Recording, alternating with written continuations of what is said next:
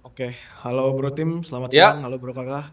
Jadi perkenalkan nama saya Arya, saya dari Bali dan terbang ke sini berarti dari Bali. iya baru nyampe kemarin. Luar biasa. Iya, Kasih tepuk tangan dulu dari Bali. oke. Ini event kedua, kemarin juga ikut yang malam itu di Roka. Di sini juga Di sini luar juga biasa.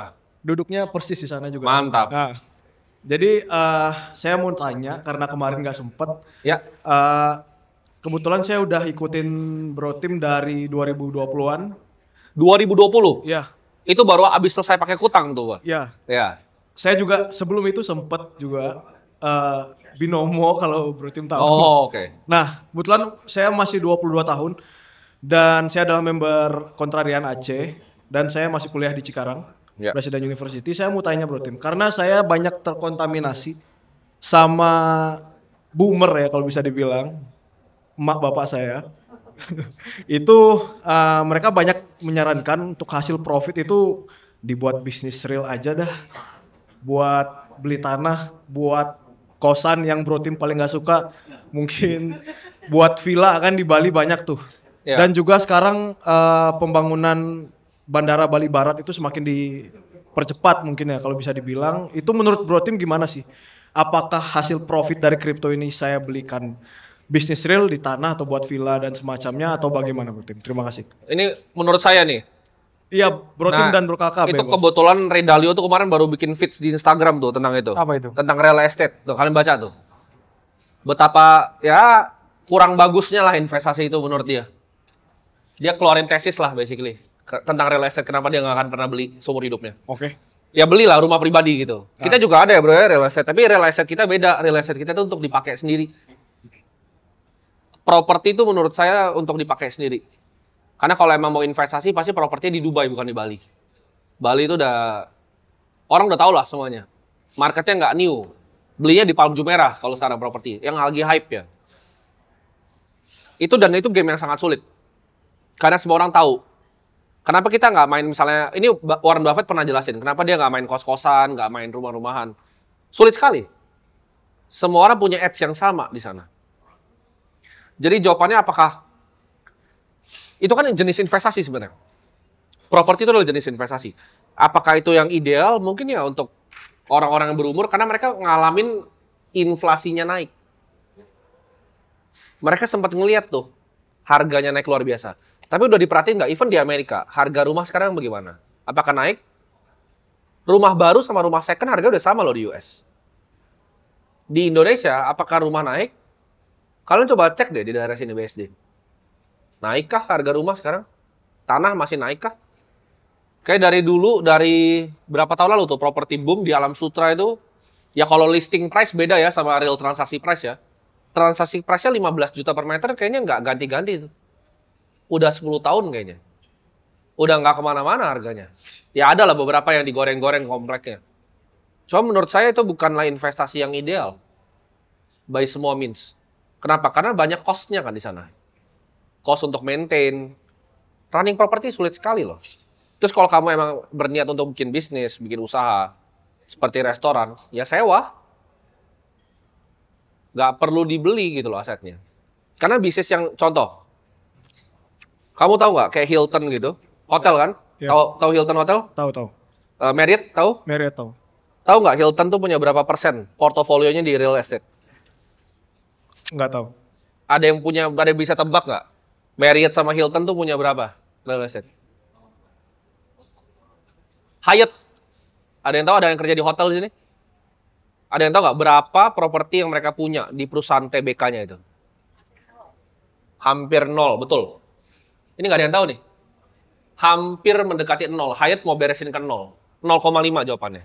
Semuanya punya kiraan 0,5 sampai 0,8. Hyatt tuh lagi mau jualin semua ke nol. Karena menurut mereka itu investasi paling sampah. Biarin ada orang operatornya yang beli, gue tempel nama gue kasih tahu kamarnya berapa. Itu bisnisnya. Itu bisnis hotel. Karena mereka yang tahu rate-nya. Nah bisnisnya mereka apa? Mereka tahu ketika Taylor Swift datang, harganya bisa kali 6. Ketika Singapura itu lagi ada F1, harganya bisa kali 12. Kalau yang ngadep sono bisa kali 20 harganya kamarnya. Mereka paham tuh naik turunin rate-nya, cara ngoncinya. Nah itu Dicari orang yang punya propertinya nih. Yang mau di-branding sama mereka, lalu bagi hasil. Yang untung siapa? Mereka TBK. Yang ada ya TBK. Operator bawahnya itu nggak ada yang jadi kaya. Dari situ kan udah belajar. Hyatt, Hilton, Marriott kagak mau punya real estate. Kenapa kamu mau punya real estate? Mereka pemain terbesar loh. Ini emang kita punya tanahnya ini. Enggak lah, ngapain? Cubic punya. Cara ngomong gimana bro Tim? Ya, gini. Kenapa, ini kan jadi pertanyaan bro, suka dilempar nih. Kayak kenapa ada kayak cara ngomong atau opininya itu matters. Ini kalau saya ya, at least dari saya kecil ya.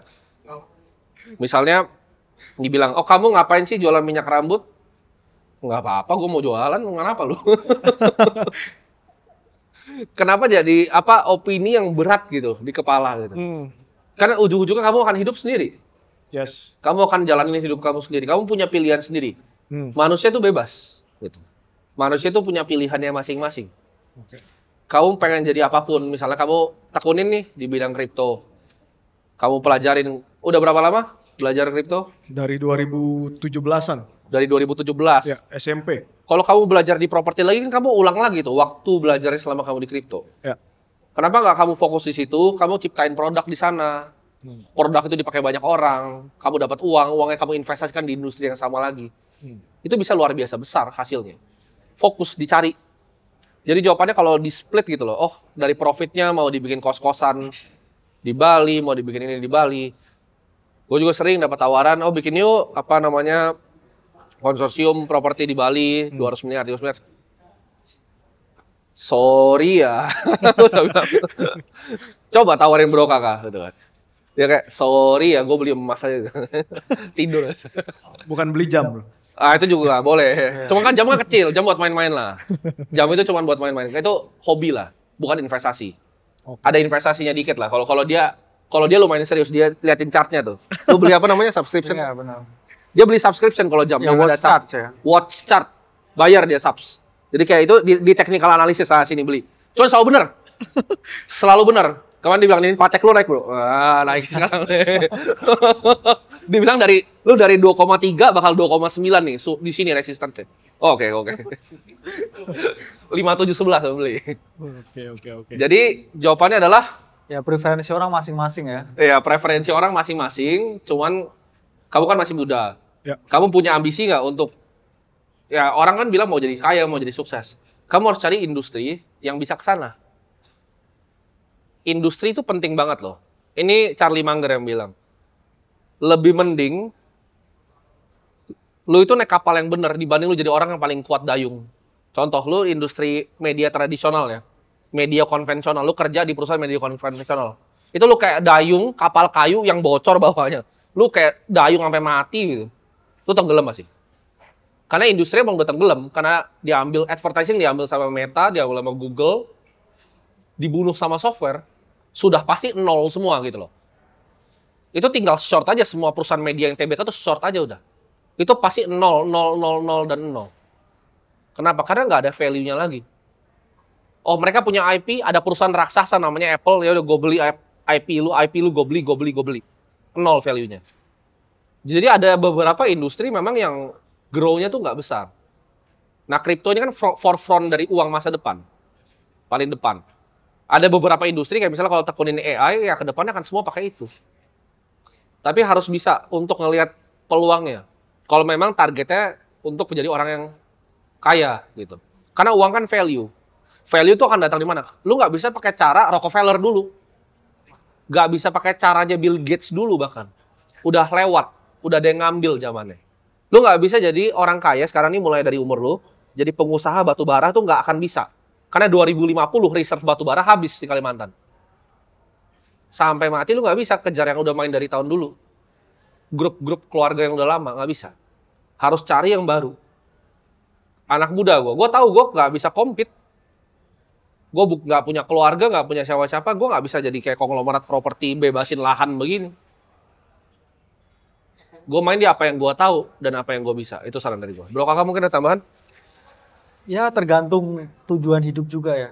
Karena kalau kamu mau punya pasangan dan lain sebagainya bisa jadi konsiderasi. Cuman kalau kamu masih mau single dulu dan kamu mau masih lean, mau bisa lincah ya, bergerak ke sana kemari, pasangannya ganti-ganti ya, jangan settle dulu. Ini apa? Ini saran masa muda ini. Ya, saran ke Bro Timothy juga kan. Aduh, ini kenapa tuh Udah sering kasih saran. Jadi tergantung apa, mau settle atau mau gimana. Karena kan saya dulu memang take profit crypto, beli rumah karena mau nikah. Oh, Planningnya mau nikah beda. dia. Ya, jadi kalau kamu mau masih kayak go fuck around ya terserah. Terserah juga ya. Atau kamu mau settle, ya kamu tanya ke diri kamu sendiri. Karena yang ngerti kamu, bukan orang tuamu. Ya. Oke. Properti ngikat loh. Iya. Itu tanggung jawab kamu. Apalagi kan biasa orang banyak belinya pakai utang ya, biasanya. Iya. Itu tanggung jawabnya panjang loh, properti. Tapi banyak orang yang siap sama tanggung jawab sebenarnya, bro. Karena kalau di Bali kan banyak kan tanahnya tuh Ya. banyak yang sewa kan. Benar, Sewa benar. tapi 50 tahun kalau di Ya. Bali. Nggak bijak untuk beli-beli properti karena hotel aja nggak ada yang mau punya. Ya. Oke, semoga Oke. terjawab. Thank you Bro Tim. Oke. Ya, thank you.